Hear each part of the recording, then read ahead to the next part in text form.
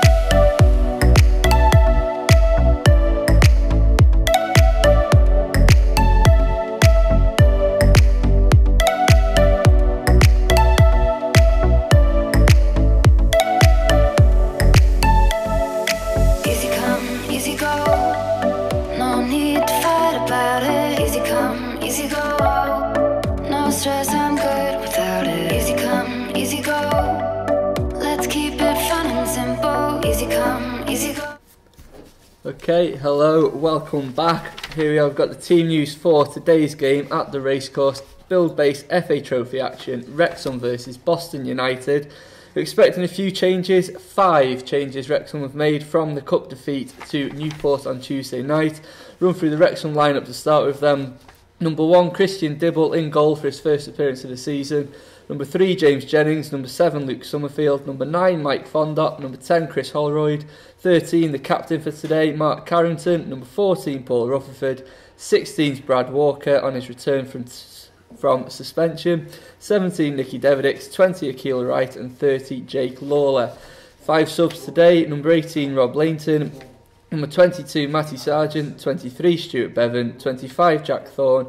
And 32, Bobby Grant. We'll run through the Boston lineup in a minute, but Ollie, we expected a few changes. I think some people might have expected even more than that. It's the strong lineup that Graham Barrow's gone with today. Yeah, and I think if we had a bit more depth, we probably would have had a few more changes as to that.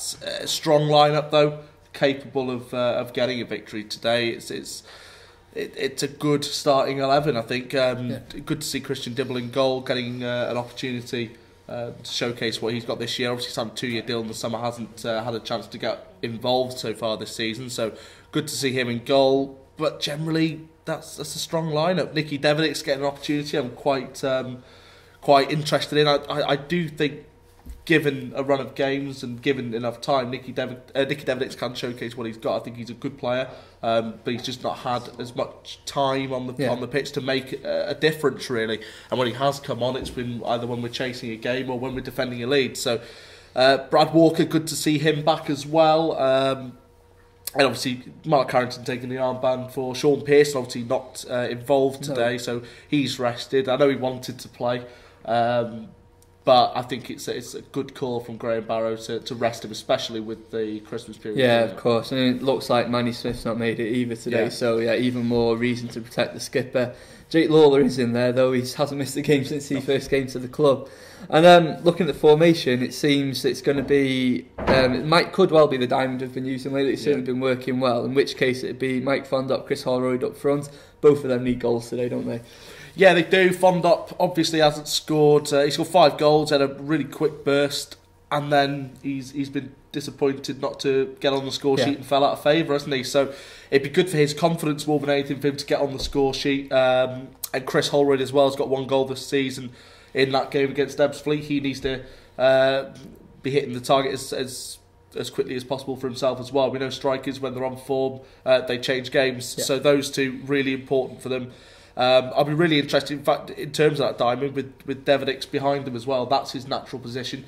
He's been out of position probably the last 2 years, unfortunately for him. He's played on the left for his last season, played left back for Hartlepool a couple of years ago. I know he wasn't too pleased to be playing there, so it'd be good to see him with perhaps 90 minutes in that position to see what he can do. But that's a strong front three. Fondop, Holroyd and Devedix. There is goals there. They just need to, if they can hit the ground running today, it'd be really interesting to see what they can do. And all three of those will be wanting a place in that starting 11 in the league anyway, so it's a huge incentive for them. I mean, Lewis Williams is confident. He says Fondop hat-trick today. You promised us one of those on Tuesday night. It didn't quite happen then, but I suppose 4 days later isn't too bad, is it? I promised you 4 from Fondop when he came on against Newport. But yeah, Fondop, he's one of those players who he's ready to admit he wants to come on, he wants to score. That's his first incentive. It can let him down at times. We've seen it a few times where he's had a runner with him who he could have set through and he's decided to go it alone. Yeah. You just need to wean that out of his game. But there are goals in him, and once he does start again, hopefully he goes on a bit of form like we saw at the start of the season. Certainly, yeah, when the confidence was there, it was clear, wasn't it? Yeah. We saw shots he was taking on that now he's not. He seems to delay the ball. What he has done well, though, is hold the ball up, keep the defence off, and with someone like Chris Holroyd, and as you said, Nicky Deverdix in behind, even maybe Paul Rutherford, although it looks like he'll probably be slightly deeper today. The players there 2 feet off him if everything clicks. Look at the other end of the pitch, it looks like Brad Walker's going to be at centre-back today. Looking at this lineup, we know he can play there. Suppose he's been a quality player wherever he's played on the pitch, hasn't he? He has. I like seeing Brad Walker in midfield, but when you've got to play him in defence, you know he's capable of doing it. Wrexham have got 2 midfielders who can play at centre-half in Brad Walker and Akil Wright. Walker, the first choice in that respect. So it's there's not much to miss there. Walker more than capable of doing it. Played there enough in his career anyway. He's got over 100 appearances in the Football League, and a lot of those were spent playing in defence as well. So that's I wouldn't say that's any worry at all for Wrexham. Walker and Lawler, especially when you've got someone like Jake Lawler who can command that defence. He's a good player. He's not shy of being vocal at the back, Jake Lawler. So it's a solid defensive unit, really, especially with Jennings playing at left back again. Another one you've experienced and vocal players. So it'd be interesting, really, to see how Jake Lawler steps up as a senior partner. We've only seen it once already this season, which would be the Harrogate Cup replay. Yeah. Graham Barrow described him as a player that's 7 or 8 out of 10 every week. And I think that's been a fair assessment at the start of his Wrexham career, hasn't it? It has, yeah. He's not had as much game time before he came to Wrexham as he'd liked. Came here, shook off the cobwebs in his first 2 or 3 matches.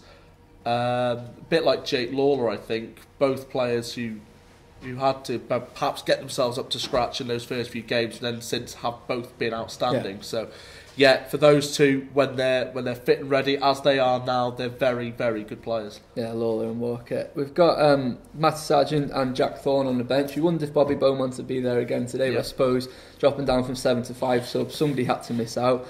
But for Matty Sargent and Jack Thorne, you've been following the youth team closely this year. We've seen them, a few fans will have seen them at Chester as well, and they linked up well in holding midfield despite the results. It's an exciting opportunity for both of those if they do get in, isn't it? Yeah, Matt Sargent is skipper for the youth team.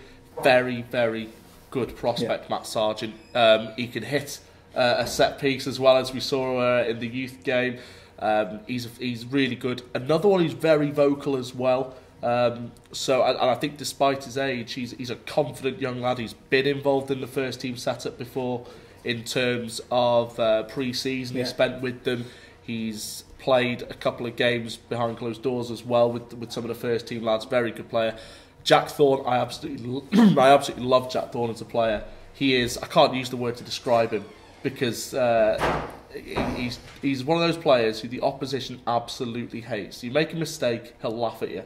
He winds you up. He's brilliant for it. He's one of those clever players who knows how to get under the skin of the opposition, and he's got a bit of talent as well. I'll tell you, he's a very good player, good attacking prospect as well. So 2 very, very good players from that youth team on that bench, and they've got on the bench with them as well Bobby Grant, who is an experienced player, as well as Stuart Bevan in terms of the outfield. So they've got those 2 on that bench with them as that game's going on, which is perhaps one of those things that you don't see as a supporter, but you will see within that sort of bubble you've got as players, where they're feeding information to them as well. So for those 2, very exciting. I do really hope that we're going to see them today. Yeah, definitely. You're saying exciting players, but also from the games I've seen of them, admittedly less than you have this year, they seem very intelligent players as well for their young age, which I suppose that's why they're first in line for getting on the bench on occasions like this. I mean, the youth team this year, this crop of youth team, most of them are first years.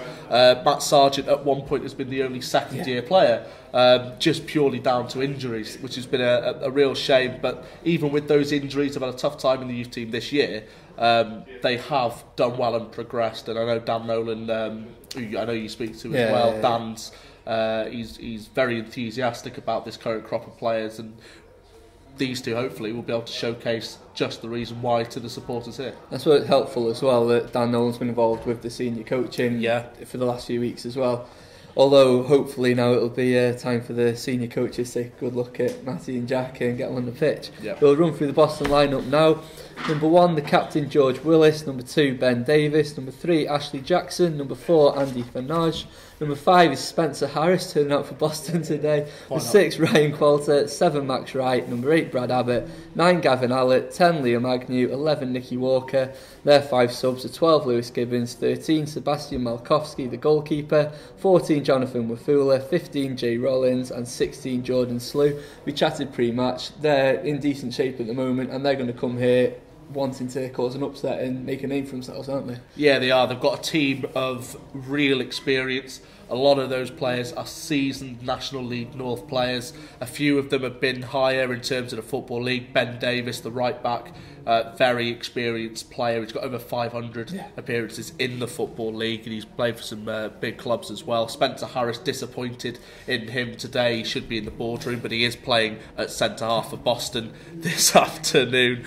But yeah, Nicky Walker, good attacking player as well. On the bench, Jordan Slew's got bags of pace.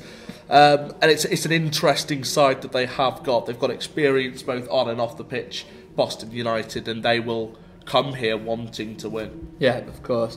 But as we said before the game, especially now we've seen the strong lineup, it's a competition that does give the opportunity. Ultimately, the end goal is a trip to Wembley. If you need any more motivation, I suppose that's the key now today, is for the Wrexham players to take the first step on that road, isn't it? Yeah, absolutely. So not only is there the incentive to break into that first team on a National League day, with all the shot coming up next week, there is, of course, that's the prize under the arch, isn't it? We know what it's like to win it in the final. We know what it's like to lose it as well.